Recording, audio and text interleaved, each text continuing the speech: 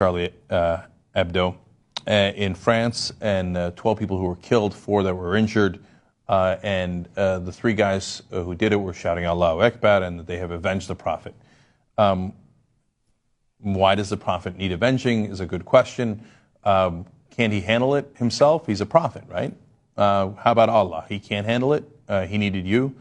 Okay, well, one particularly loathsome guy named Anjan Choudary decided that he was going to weigh in on this. He's been on Fox and CNN. And he said, here, he's a Muslim cleric, apparently a radical one in Britain. He said, Muslims love the Messenger Muhammad more than their parents, children, and even themselves. Why don't people understand? Well, that sounds like a cult, doesn't it? And look, I'm not a believer. I'm not a believer in Christianity, Islam, Judaism. I don't believe any of it. Chosen people is an absolute joke. Guy walks on water, virgin birth. I mean, are you mental? Are you mental? That's what you are, right? I don't believe in any of those fairy tales. I also don't believe Thor has a really strong hammer, or the Zeus throws down lightnings, or comes down every once in a while and has sex with humans. Do you understand that if you're not a believer, all those myths sound equally crazy, okay?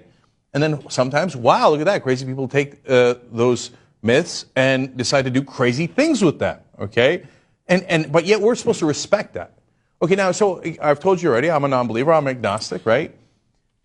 If you believe in your religions, I have nothing but eternal damnation facing me. So 2 points about that. One, isn't that enough?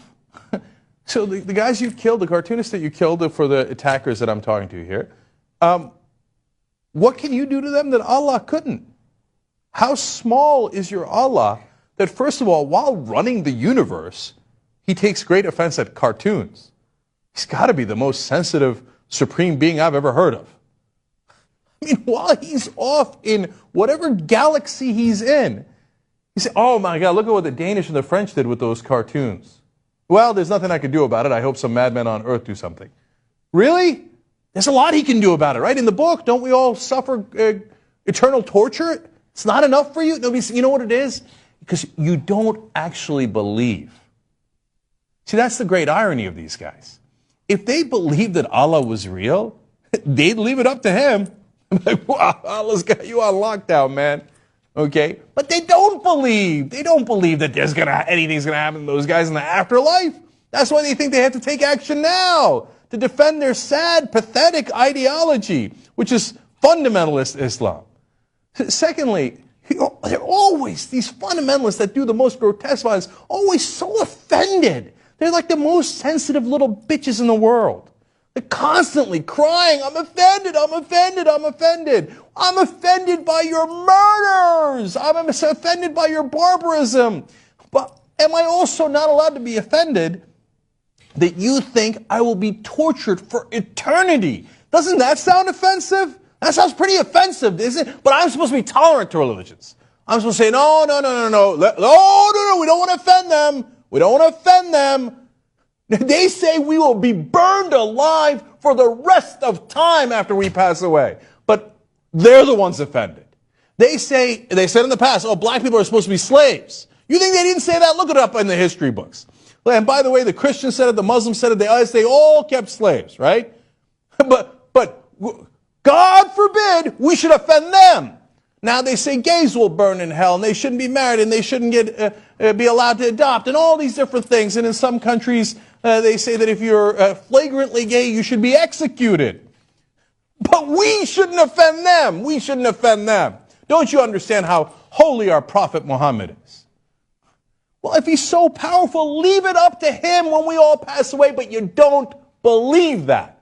You see, I believe in science.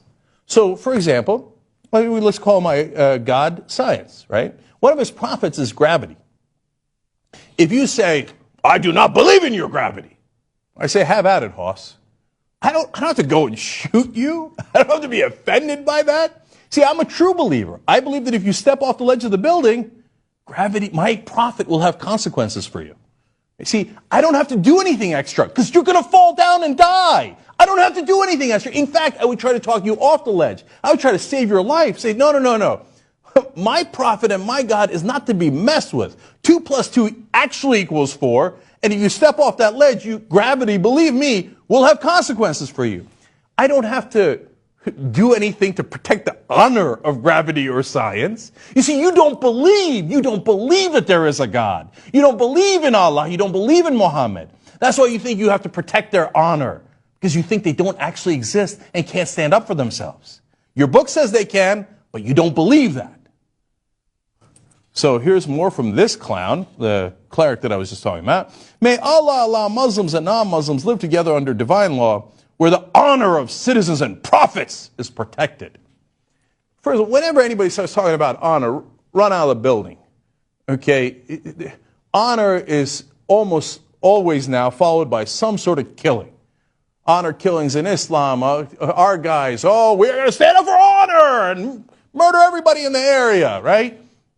Honor. The honorable thing to do is to kill people because you're offended? That's the honorable thing to do? I think you've totally warped that word, and now it means the exact opposite. You have somehow offended my sensibilities, so because of that, I will murder you because of honor. Screw your honor. Your honor is the most immoral thing on the planet. Finally, this Chudari guy says, freedom of expression does not extend to insulting the prophets of Allah, whatever your views on the events in Paris today. No. My views on the events of Paris today is that freedom of expression absolutely, positively includes insulting your prophet, your God, yourself, and any damn else thing I like to insult. That is the point of freedom of speech. If you don't understand that, there's a wonderful country called Saudi Arabia where you could take your sorry ass back to, okay? Now, I don't know where you come from and I don't care. But look, here's another option for you. Iran. Pick your poison, okay? Those are religious states. If you're Christian, maybe you want to head down to the Vatican. I don't care, but we're not those countries. We're the country that protects freedom of speech, including offensive speech, including speech that you find horrific, including your speech that tells me that I'm going to be eternally tortured. But I am willing to protect that speech because I know for a fact that not only is it not true, you don't even think it's true.